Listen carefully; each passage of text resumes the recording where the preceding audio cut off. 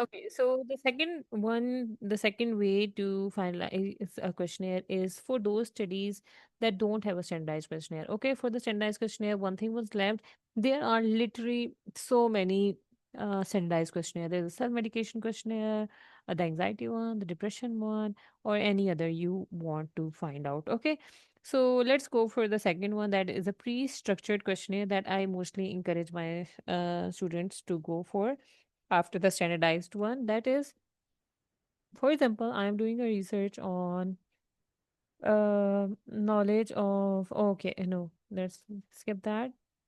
Anemia in pregnancy. Okay, cross sectional study. And of course, there would be no standardized questionnaire on this one. So, what I will do is I will go for a PubMed indexed article published in a PubMed index journal. That is, it is published in Journal of Nutrition and Metabolism. Okay, and its full article is here. So let me open the full text. Okay, so I opened up the full text, and what I will do is I will go in its methodology. Okay, so I will see what questionnaire are they using. Okay, they are saying that we collected a questionnaire using a pre-tested interview. They designed the questionnaire, got it tested, and all those steps that I told you beforehand, which contain the social demographic characteristic. That is the first section: the age, education, occupation, marital status, and others. And then the second in the second one they asked obstetric and gynecological history, and the third one they asked for the dietary factors, and the blood hemoglobin concentration was measured through this analyzer, or and the venous blood was drawn and all that stuff. Okay, so now I am concerned with, I want to find out this questionnaire. One way is I can email the author simply.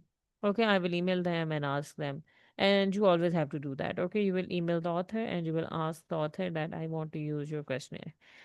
Now secondly, till the time you get a response from the author, most of the time as it is open access, so you can use the questionnaire. What I will do is I will make this questionnaire from the tables. So you can do that. Okay, let me open up the Google Forms. You will be using Google Forms to making your questionnaire because it makes the data shifting from the Google Form to SPSS really easy. Okay, so you will just go in the Google Forms. I will tell you guys how to use the Google Form. This would be the next part. Okay, so what would I do here? Prevalence of anemia. That is my research. I will write the title here. Prevalence of anemia. And here I can write any other thing like help us in filling the form. This research would be very beneficial and all that stuff. And then I will also click here. It has changed the name of the topic. Okay, so the first question that we have is the demographic. The first section is the demographics. Okay, as we got to know. And the first question is of age, as shown by the table. So we will go for choosing this one, and I will put the age here. Then I will choose these columns and make the questionnaire. Okay. So this is how you will, this is the first section, and then we will move on to the second table. We will get the questions from here. So after using a pre-structured questionnaire, you do not need to go for a lot of pilot testing, because the reason is that you are already using a questionnaire that has been published and that has been submitted. Okay. Sometimes the authors have attached the questionnaire as a supplementary file, so you can use that questionnaire too. And if the author sends you the questionnaire as an attachment or he emails you back, that's the best way, because he is just giving you the questionnaire that he used, and that will make your questionnaire making very easy. Okay, so last thing, before we move on to the next step, you can always ask questions in the question box. Okay, how to use a Google form. Google form, here is the topic. Then we have, you can make the sections. One thing I always say is make it required first thing. Okay, so that the respondent do not miss any question, and always go for using multiple choice grid and the linear scale. Okay, the linear scale, this is a multiple choice. I can write here 1 to 4 years, 5 to 12, and anywhere like that stuff. Okay. And the second thing I can do is do not ever go for the check boxes, the short answer, the paragraphs. if you are doing a quantitative study, because this can lead to very difficulty in analysis. Always go for multiple choice grid, and the linear scale. Of course, you can go for the other ones, but it will make the analysis really hard. And for a person who is doing his first research, I never recommend that. This is the linear scale. He is asking what do you want to label the first one. I will say no pain, and the five is a square pain. Here it will appear as this. Okay, and the last one we have to use, that is the multiple choice grid. Depression, back inventory. Let me show you guys. Depression, questionnaire, the PHQ one. Okay, this is a question. Questionnaire.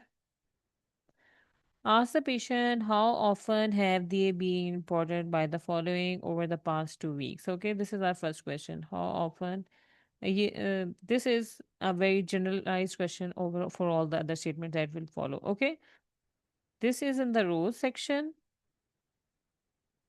We use the multiple choice grade option when the columns are having the same options. Okay, so here the columns are having the same option. Not at all, not at all. They are all the same. So we can just write the columns here. Not at all, several days, more than half the days,